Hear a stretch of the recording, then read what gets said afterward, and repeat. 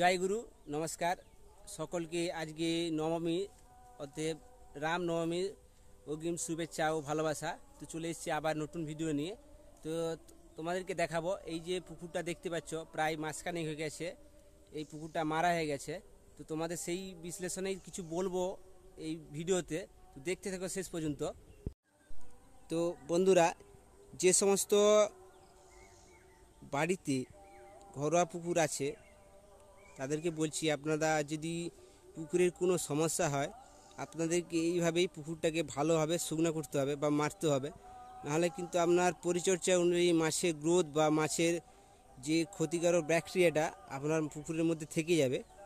এইভাবে যদি চার সাইড পরিষ্কার বা এটা ঘাস হয়েছে কোনো অসুবিধা নেই, এটা জল হলে মাছের একটা খাবার তৈরি হয়ে যাবে।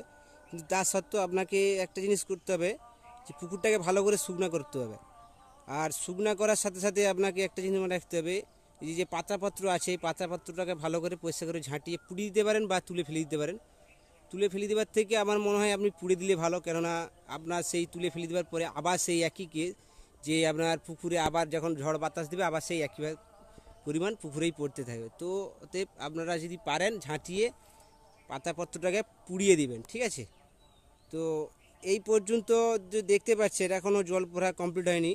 আমি এসেছি আমার একটা জেঠুর বাড়িতে, অনেক দিন ধরেই পুকুরটা মারা হয়ে পড়ে আছে।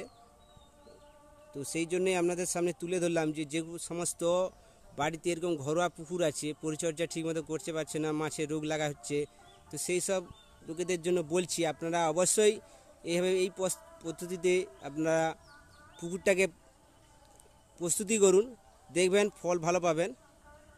তো বন্ধুরা, আপনাদেরকে যেই পুকুরটা দেখালাম দেখতেই পাচ্ছেন কত সুন্দরভাবে শুকানো হয়েছে। তো এই পুকুরটা এইভাবে শুকানোর পরে আপনাদেরকে একটা নির্ধারিত সময়ের মধ্যে জলটা ভর্তি করতে হবে। তারপরে আপনার পরিচর্যা অনুযায়ী কী কী দিতে হবে অবশ্যই আমি কমেন্ট বক্সে বলে দেবো। তো কমেন্ট করবেন, অবশ্যই বলো। যদি ভিডিওটা ভালো লাগে থাকে অবশ্যই ভিডিওটাকে লাইক করবেন। আর যতটা পারে আপনাদের যত সাহায্য করতে পারবেন অবশ্যই ভিডিওটা শেয়ার করবেন। বাকি ভালো থাকবেন, টাটা, বাই বাই।